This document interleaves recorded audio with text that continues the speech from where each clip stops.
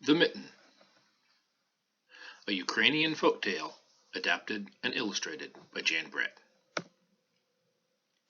Once, there was a boy named Nicky who wanted his new mittens made from wool as white as snow. At first, his grandmother, Baba, did not want to knit white mittens. "If you drop one in the snow," she warned, "you'll never find it." But Nicky wanted snow-white mittens, and finally Baba made them. As she finished, she said, "When you come home, first I will look to see if you are safe and sound. But then I will look to see if you still have your snow-white mittens." So off Nicky went. And it wasn't long until one of his new mittens dropped in the snow and was left behind. A mole, tired from tunneling along, discovered the mitten and burrowed inside. It was cozy and warm and just the right size, so he decided to stay. A snowshoe rabbit came hopping by. He stopped for a moment to admire his winter coat. It was then that he saw the mitten, and he wiggled in feet first.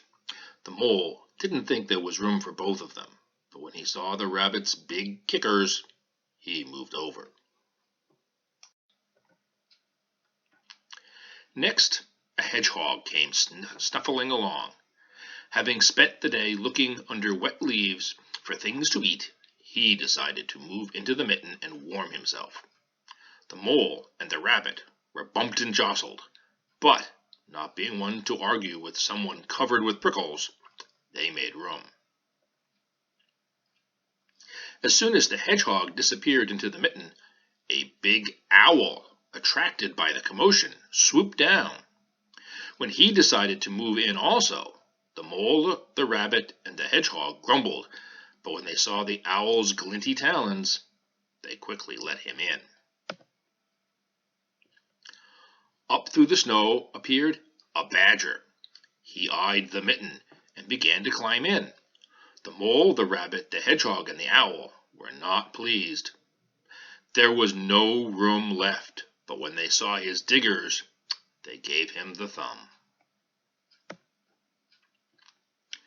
It started snowing, but the animals were snug in the mitten. A waft of warm steam rose into the air, and a fox trotting by stopped to investigate. Just the sight of the cozy mitten made him feel drowsy. The fox poked his muzzle in. When the mole, the rabbit, the hedgehog, the owl, and the badger saw his shiny teeth, they gave the fox lots of room. A great bear lumbered by. He spied the mitten, all plumped up. Not being one to be left out in the cold, he began to nose his way in. The animals were packed in as tightly as could be, but what animal would argue with a bear? The mitten swelled and stretched. It was pulled and bulged to many times its size, but Baba's good knitting held fast. Along came a meadow mouse, no bigger than an acorn.